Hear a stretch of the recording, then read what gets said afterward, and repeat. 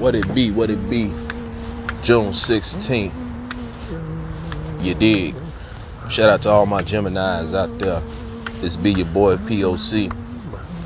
And I want to say R.I.P. and happy B-Day to the PAC, Mr. Lassane, Mr. MC New York. You dig? Tupac, Amaru, Makaveli the Don, Killuminati, all through your body. Outlaw for life, thug life, 50 niggas, one nation. You dig? So I just wanna dwell on my mans right quick, you know, cause it is his B-Day. And even though I'm going through a lot of personal things and financial things in my life, I still just wanna, you know, end this night with a positive note. It being his birthday and him not being here still. You dig? So they say he would have made 52. A lot of people believe that he's still somewhere living carefree in the islands or in Cuba or some shit like that. But I just like to remember him as, you know, as him just not being here, period, you know. So it don't matter where he at, if he dead or alive. So it's like that's the purpose of his legacy, and that was the purpose of his impact and his influence, because his influence was deeper than just bars and metaphors and you know, trying to impress. Instead, it was about trying to make it was about enforcing the information on these motherfuckers regardless. So it's like with the movies, you saw he could act his ass off. You can see in the studio he can record hella songs. You can see he can handle himself with weapons and artillery. You know, you can see that he's an intelligent brother, and he's connected to history, black history, the Black Panther Party. R.I.P. Miss Afeni Shakur, his mother. And without a mother, you dig, you don't exist. And so Pac was pretty much introduced to me by my pops. You know, a lot of cats I know probably looked at Tupac as a father figure growing up, listening to his music, you know. But with me, Pac was kind of like, he was secondary to my pops. You know what I'm saying? Because my pops came first regardless. He was the one that taught me the word nigga. He the one that taught me, you know, about, you know, life in general, watching niggas around me. But then when this artist by the name of Tupac come about, it was like you pretty much like the music, and at the same time you was understanding him as a person. You was understanding his trials and tribulations just based off of his songs, because he was so revealing and so open-minded and open-hearted, you know. So I don't understand how people can be a Tupac fan and not, you know, understand when he got shot the first time and when he got shot the second time, where he was born, where he moved to next, and where he died. Who he, you know, what time period he signed to this label, and what time period did he sign to this label? You know, like it's evident if you watch Tupac Resurrection. If you watch, you know, all those Tupac and Biggie documentaries, you pretty much can get a clear picture of what was going on.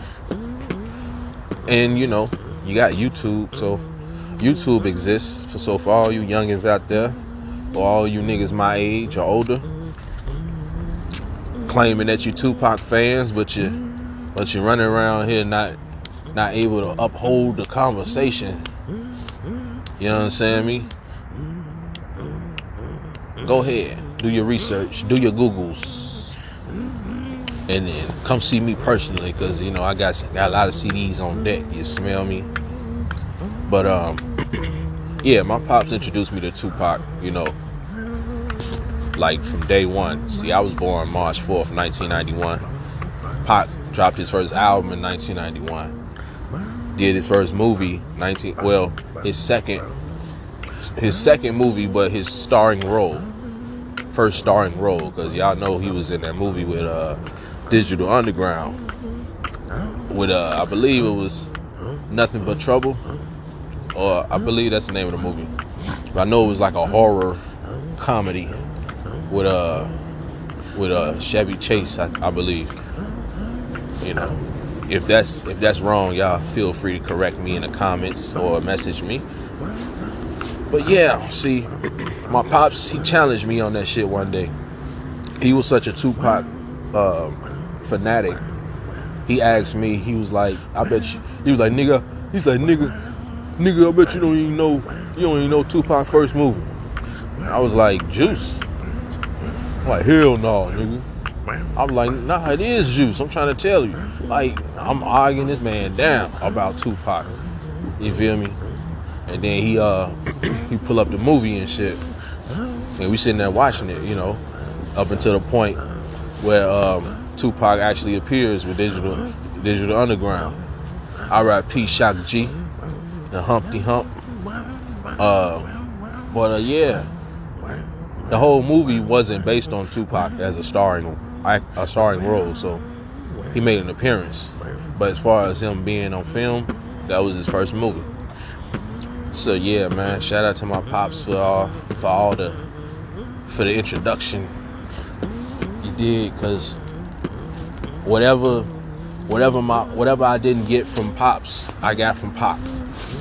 So it was a time where Pac was pretty much in between me and my pops, because it was, you know, it was pretty much the aftermath of his death, and it was like I didn't hear any more Tupac being played in my pop's household. So it was like weird, like what's going on here?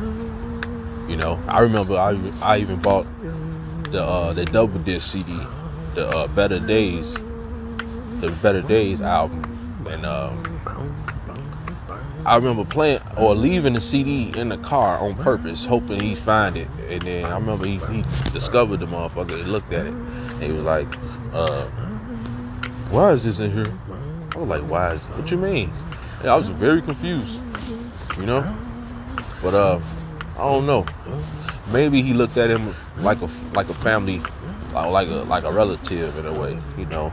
Because a lot of people do look at their favorite artists like people they actually know. You know, I don't know if he ever met the man or not, but I know that he had a strong influence on Pops, and he had an influence on me, and Pops had influence on me, and so yeah, that's how they do it. So I wanna talk about my favorite Tupac movie. So I'm gonna go with Juice. Hey Q, check yourself, Q. You gotta get them motherfuckers. You dig? You know, shout out to Omar Epps and I forgot the fat nigga name. But you know, that's how they do it.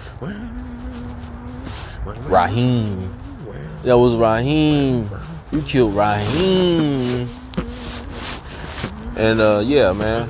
Cause Juice is pretty much like the typical thing, like we don't say that now, but even though it's still relevant in today's society, you know, how young brothers grow up in the hood and friends turn on each other and shit, you know, once they get a sense of power in their hands. And next thing you know, this dude you grew up with becomes your murderer.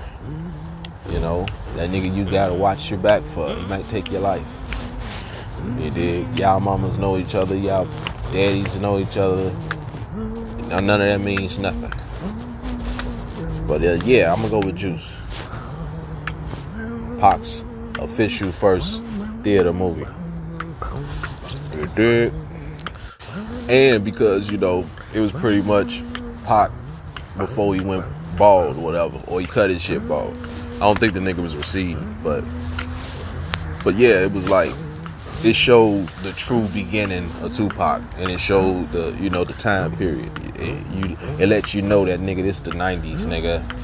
You know, the high top fade, the Gumby phase and shit. You know, Oh My Epps had it. Will Smith had it. Kid and Play.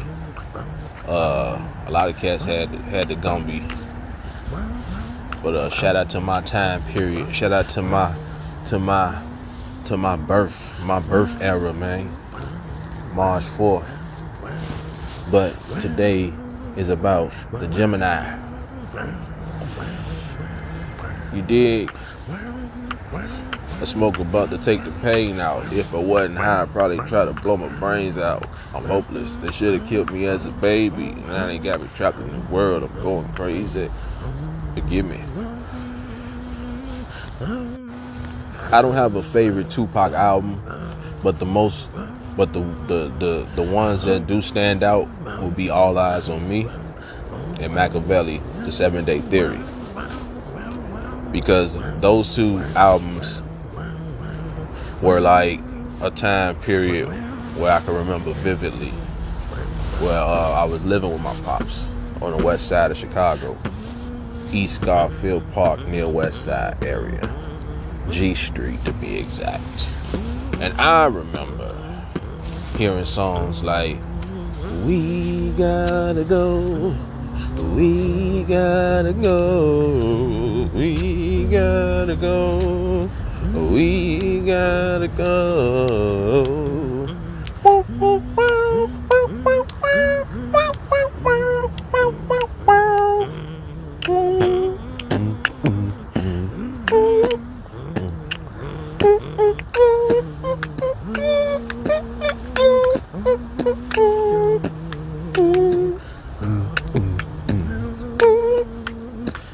What you know about that, man?